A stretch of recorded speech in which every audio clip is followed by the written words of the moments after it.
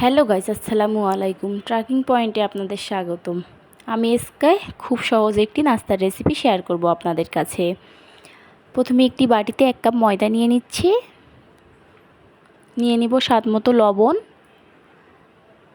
2 table চামচ তেল, রান্নার তেল নিয়েছি। হাত দিয়ে মাখিয়ে নিব।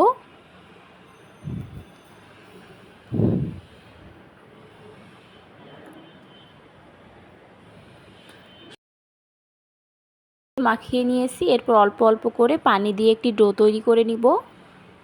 আমার রেসিপিটি ভালো লাগলে অবশ্যই সাবস্ক্রাইব করে দিবেন যারা সাবস্ক্রাইব করেননি।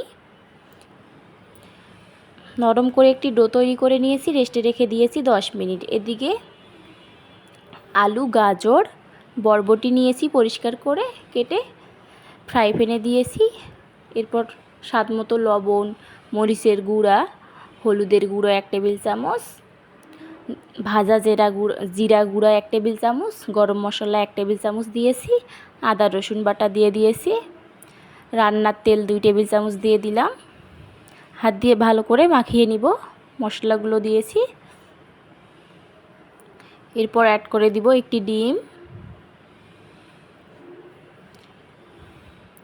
পেঁয়াজ কুচি দিয়ে দিচ্ছি 1 কাপ। ভালোভাবে মাখিয়ে নিচ্ছি।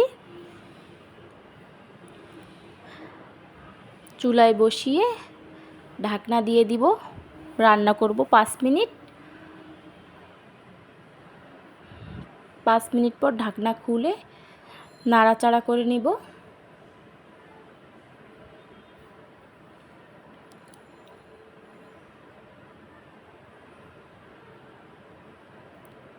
সিদ্ধ হয়ে গেছে। চুলা থেকে নামিয়ে নিব।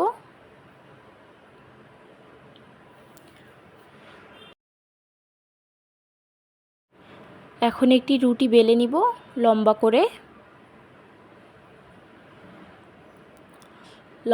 একটি রুটি বেলে নিয়েছি। এরপর সবজিগুলো দিয়ে দিচ্ছি লম্বা করে।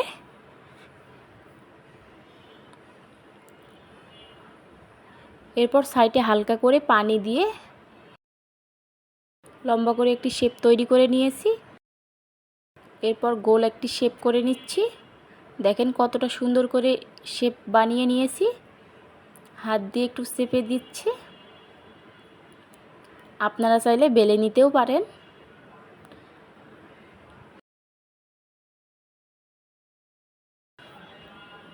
চুলায় একটি ফ্রাই প্যান বসিয়ে সামান্য পরিমাণ তেল দিয়ে দিয়েছি। ভেজে নেব।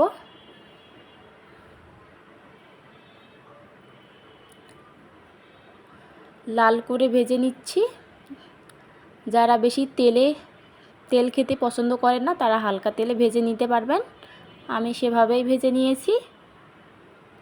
দেখেন দেখতে কতটা সুন্দর হয়েছে। দেখতে যেরকম সুন্দর হয়েছে খেতেও অনেক মজার। আশা করছি আপনাদের কাছে ভালো লাগবে। ভালো লেগে থাকলে অবশ্যই আমার চ্যানেলটিকে সাবস্ক্রাইব করে দিবেন। আমার রেসিপিটি কে কোথা থেকে দেখছেন অবশ্যই কমেন্ট করে জানাতে ভুলবেন না। আজকের মতো বিদায় নিচ্ছি। আবারও হাজির হব খুব সহজ একটি নাস্তার রেসিপি নিয়ে। আল্লাহ হাফেজ।